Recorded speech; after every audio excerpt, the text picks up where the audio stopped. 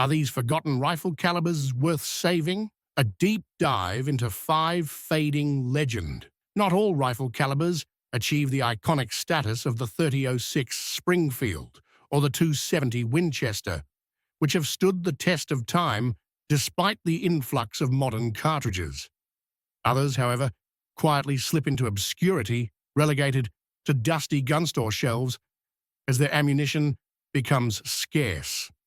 Enthusiasts may cling to these rounds, waxing nostalgic about their glory days, but a critical question lingers.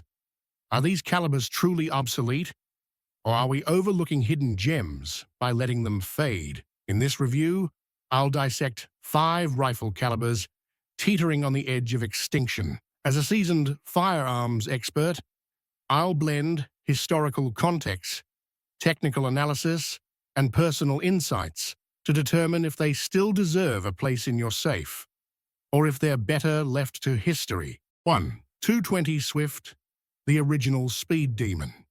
Introduced by Winchester in 1935, the 220 Swift burst onto the scene as a revolutionary cartridge, becoming the first commercial round to break the 4,000 feet per second barrier. Designed for the Winchester Model 70, it quickly became legendary among varmint hunters, prized for its ability to drop coyotes, foxes, and prairie dogs at jaw-dropping distances with pinpoint accuracy. With a muzzle velocity of up to 4,110 feet per second, using a 48-grain bullet, and muzzle energy around 1,800 foot-pounds, it was a marvel of its time, offering a flat trajectory that minimized bullet drop at 300 yards.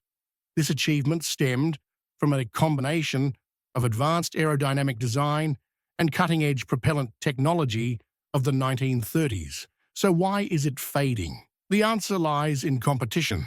From the .22-250 Remington, this rifle offers nearly identical performance, but with less barrel wear, wider factory ammo availability, and broader rifle compatibility. The 220 Swift earned a notorious reputation for eating barrels, a byproduct of its blistering velocity, and as modern propellants narrowed its speed advantage, its edge dulled. Nevertheless, its origin story remains a highlight. It stands as a testament to the pioneering spirit in ammunition manufacturing. Worth buying? For collectors or reloaders who revel in high-velocity classics, the 220 Swift retains an undeniable allure. It's a thrill to shoot, and with diligent barrel care, it still excels as a varmint round. Personally, I find its raw speed intoxicating, a reminder of an era of bold innovation. But objectively, for practical modern use, the .22-250 Remington, or even the cutting-edge 6mm ARC, outshine it in efficiency and support. 2. 253,000 Savage, the forgotten speedster. Debuting in 1915, the 253,000 Savage was another trailblazer, becoming the first commercial cartridge to hit 3,000 feet per second with an 87-grain bullet. Developed by Savage Arms for their Model 99 rifle, it was beloved by hunters for its balance of power and low recoil, making it a standout choice for medium game in the early 20th century. With muzzle energy around 1,700 foot-pounds and a relatively flat trajectory under 300 yards, it was ideal for deer and antelope across varied terrain. Its success was partly due to its lightweight bullet paired with high pressure, a technical leap at the time. However, its decline was inevitable. When the .243 Winchester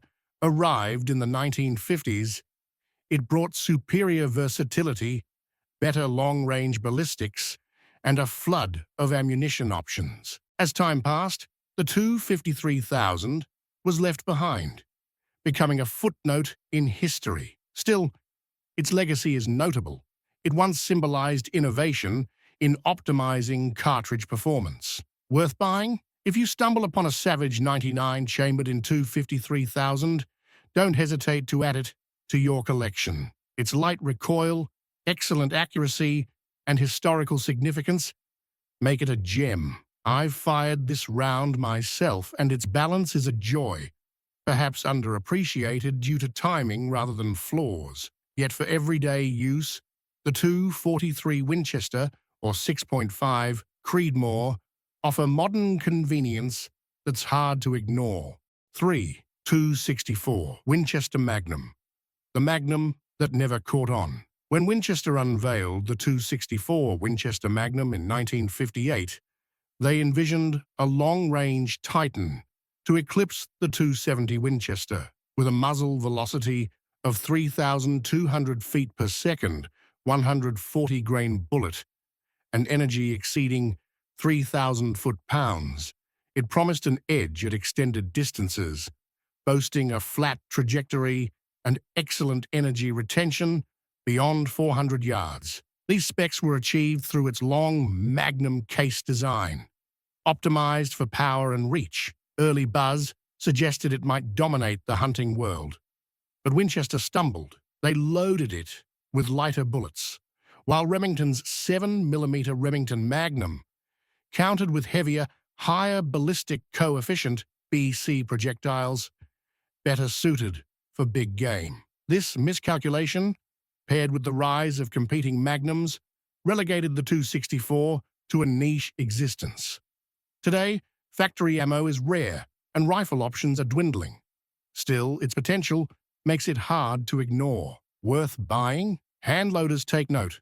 The 264 Winchester Magnum shines when tailored with precision loads. Its long-range capability remains impressive.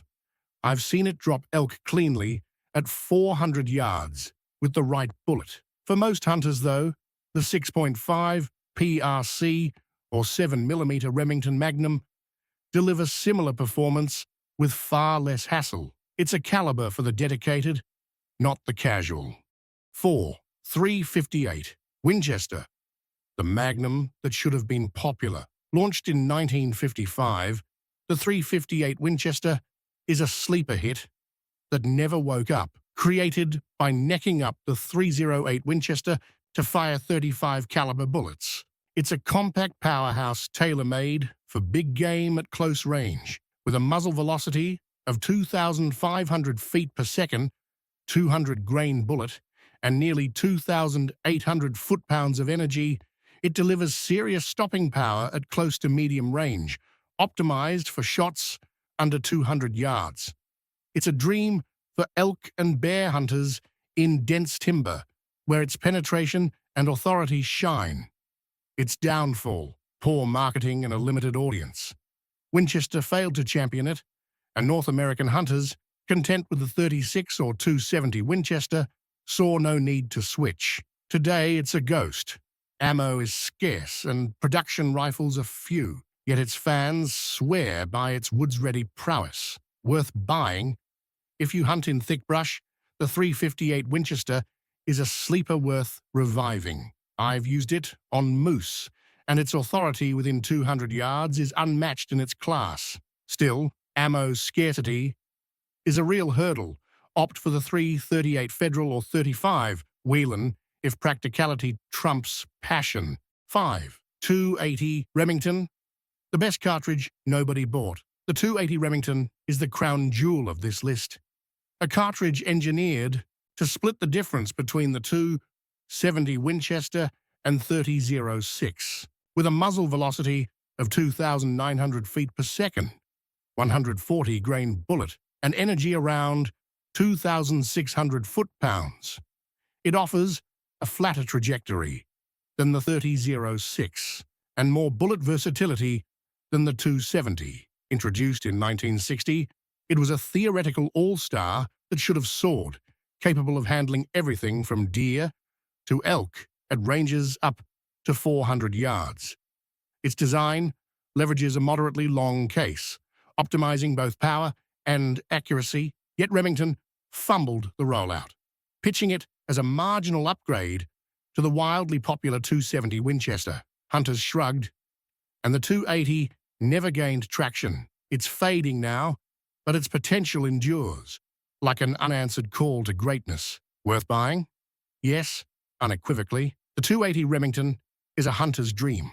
Versatile, potent, and a reloader's playground. I've taken deer and elk with it, and its balance feels custom-made. For modern alternatives, the 6.5 Creedmoor or 280 Ackley improved edge it out in availability, but the original still holds its own. As a reviewer, I see two camps: collectors who cherish the legacy and shooters who demand practicality. My take? These rounds aren't dead, they're dormant, waiting for the right hands to wield them. What's yours? Have you shot these calibers? Do they deserve a comeback, or should they rest in peace? Drop your thoughts in the comments, and if this deep dive sparked your interest, subscribe for more firearms insights.